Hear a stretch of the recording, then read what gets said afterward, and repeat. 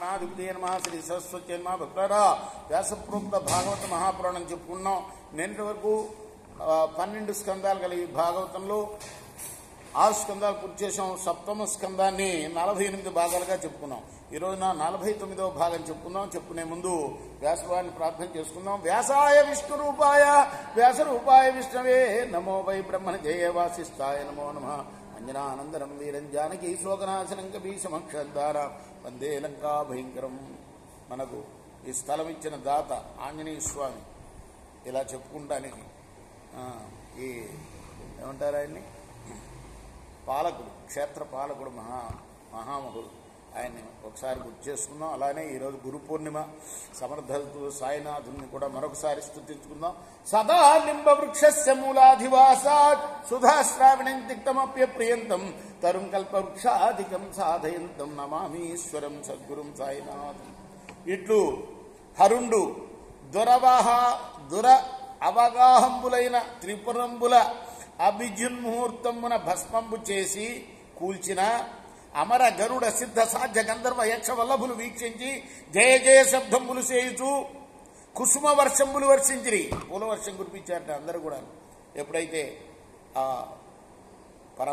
పరమేశ్వరుడు విష్ణువు యొక్క అనుగ్రహం చేతనే విష్ణువు ప్రసాదించాడు. అంతకుముందు బాణం వేస్తే అది వృధా అయిపోయింది. త్రిపురాలు కోళ్ళ విష్ణువు ఇచ్చాడు ఒక బాణం. ఆ బాణంతో హరుడు శివుడు ప్రయోగించగానే ఆ త్రిపురాలు కూడాను భస్మం అయిపోయాయి.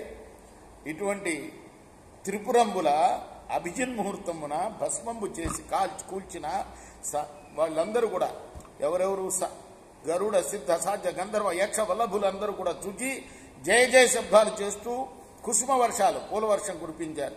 ప్రజలందరూ హర్షించారు, బ్రహ్మాదులు కీర్తించారు, అప్సరసులు నర్తించారు. దివ్య కాహళ దుందుబి రవంబులు మునిజనోత్సవంబులను ప్రచురంబులయ్యాయి. ఇట్లు విశ్వజనీనంబులకు త్రిపురాసుర సంహారంబున అఖిల లోకులను సంతసిల్లి ఉండు అయ్యి అవసరంబున వాళ్ళందరూ కూడా సంతోషిస్తున్నారు. త్రిపురాసులు చచ్చారు, త్రిపురాలు భస్మం అయిపోయాయి అని తెలుసుకున్న తర్వాత ఈ అవసరమున తృణకణముల భంగి త్రిపురంబుల దహించి పరముడవ్యయుండు భద్రయశుడు శివుడు పద్మజాది జేజీయమానుడై నిజ నివాసమునకు నిమిజనియే. ఆ విధంగా శివుడు భస్మం చేసిన తర్వాత నిజ నివాసానికి వెళ్ళాడు. ఇట్లు నిజమాయా విశేషమున మత్స్యలోకమున విడంబించుతున్న విష్ణుని పరాక్రమ విధానంబులు మునిజన వంజమానంబులై సకలలోక కళ్యాణ ప్రధానంబులై ఉండు అనినా విని నారదునకు ధర్మనందుని ఇట్లయినాయే.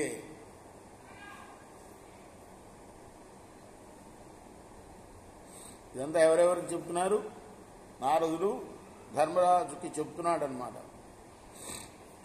అప్పుడు తర్వాత ఇదంతా విన్న తర్వాత ధర్మరాజు అంటున్నాడు, అనఘాత్మ సకల వర్ణాశ్రమాచార సమ్మత ధర్మమెయ్యది మానవులకు.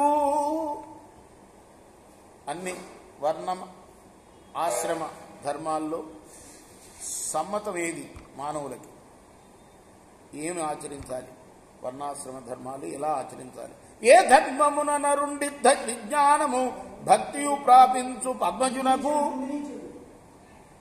సాక్షాత్ సుతుండవు సర్వజ్ఞుడవు నీకు ఎరుగరానిది ధర్మమింత లేదు. నారాయణ పరాయణ స్వాంతుల నదులు శాంతులు సదయులు సాధువృత్తి మెరయుచున్న ఘనులు మీ వంటి వారెద్ది పరమ ధర్మమనుచు భక్తి తరతు అట్టి ధర్మరూపమఖిలంబు నిరిగింపు వినగ ఇచ్చగలదు విమల చరిత అని ప్రార్థించాడు ధర్మజుడు. వర్ణాశ్రమ ధర్మాలు చెప్పండి అని నారదుడు ధర్మరాజును చూచి దాక్షాయని యందు నిజాంశంబున జన్మించి భువన శోభనంబు కొరకు బద్రికాశ్రమంబున తపో నిరతుండై ఉన్న నారాయణుని వలన సనాతన ధర్మము వింటిని. ఆయన సొంతగా చెప్పట్లా, నేను ఎవరి వల్ల విన్నానో అది నీకు చెప్తున్నాను. ఎవరి వల్ల విన్నానయ్యా అంటే దాక్షాయణి యొక్క అంశంతో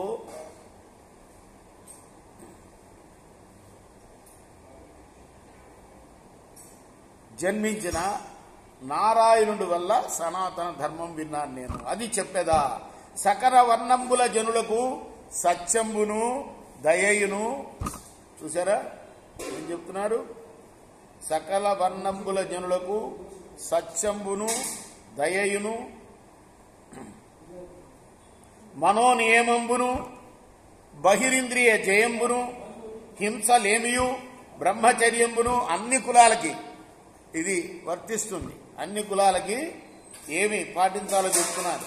సకల వర్ణంబుల జనులకి, అన్ని కులాల జనులకి సత్యము, దయ, ఉపవాసాది వ్రతాలు, తర్వాత శౌచము శుచిగా ఉండటం, తర్వాత సద్వివేకం, ఏది సత్యము ఏది అసత్యము అని తెలుసుకుంటాం.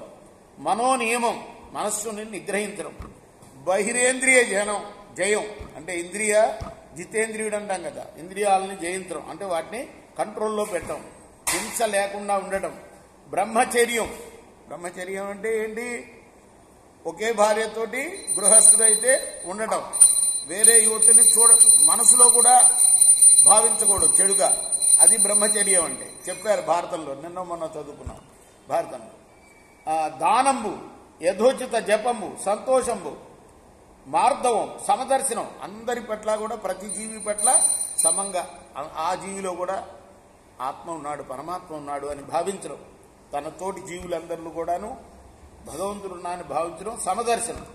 అలానే గ్రామ్యంబులైన కోరికలు మానడం, నిష్ఫల క్రియలు విడవడం, మిత భాషణం చేయటం, దేహంబు కాని తన్ను వెతికికొనుట, తర్వాత ప్రాణులందు ఆత్మబుద్ధిని చేయుట, శ్రీనారాయణ చరణ స్మరణ కీర్తన శ్రవణ సేవార్చన నమస్కార దాస్యాత్మ సమర్పణ సఖ్యంబులనడి 30 లక్షణంబులు కలగవలయను.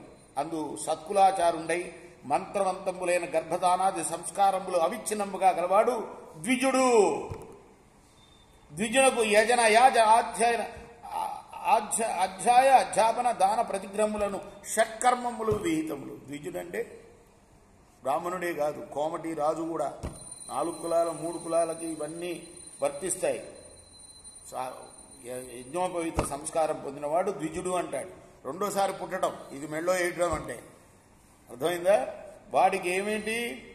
యజనం యాజనం, అధ్యయనం అధ్యాపనం, యజ్ఞం చేయడం చేయించడం, అధ్యయనం చేయడం చేయించడం, తర్వాత దానం తీసుకోవాలి, ప్రతిగ్రహం. నేను దానం తీసుకొని అనకూడదు, ఎవరిని ఇస్తే తీసుకోవాలి తప్పనిసరి. అలాగే తను కూడా దానం చేయాలి. ఈ 6 కూడా ఈ షట్కర్మలు ఖచ్చితంగా చేయాలి. రాజుకు ప్రతిగ్రహ వ్యతిరేక్తములైన యజ్ఞాది కర్మంబులు 5ను చెప్తున్నాడు. అందులో ఎగ్జంప్షన్. మళ్ళీ రాజుకు మాత్రం ఒక ప్రతిగ్రహం లేదు, ఆయన దానం పుచ్చుకోకూడదు. అర్థమైందా? అదొకటి. తర్వాత ప్రజాపాలనమును అది ఎక్స్ట్రా దాని జాగాలో. బ్రాహ్మణులు కాని వారి వల్ల దండ శుల్కాదులను కొనుటయు విహిత కర్మంబులు. బ్రాహ్మణుల దగ్గర ట్యాక్సులు వసూలు చేయకూడదట రాజులు, తెలుసా? అది చెప్పారు ఇక్కడ. దండంగా నేను శుల్కం, దండం విధించకూడదు బ్రాహ్మణుడికి, శుల్కం అంటే ట్యాక్స్ వసూలు చేయకూడదు. ఇవి విహిత కర్మలు. వైశ్యుడికి కృషి వాణిజ్య గోరక్షాది కర్మంబులను బ్రాహ్మణ కులానుసారము విహితములు.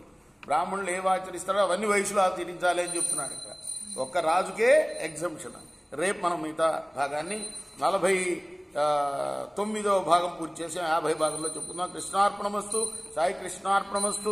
స్వస్తి ప్రజాభ్య పరిపాలయంతాం న్యాయేన మార్గేణ మహిమేషాం గోబ్రాహ్మణేభ్యः సమస్తు నిత్యం లోకాః సమస్తాః సుఖినో భవంతు. కృష్ణార్పణమస్తు. సాయి కృష్ణార్పణమస్తు. సజ్జానంద సద్గురు సాయినాథ్ మహారాజ్ की जय. जय गोरा हारती गो सद्गुरुनाथ देव साईनाथ. పాంచభౌతిక తత్వంలానే హారతులిత్తుమురా. నిర్గుణం స్థితే వీడి ఎట్లి ఆకారం పొందుతివో సాయిరాం. సర్వముండి నీవే ఇంకరు ఉంటివి తల్లి వలె.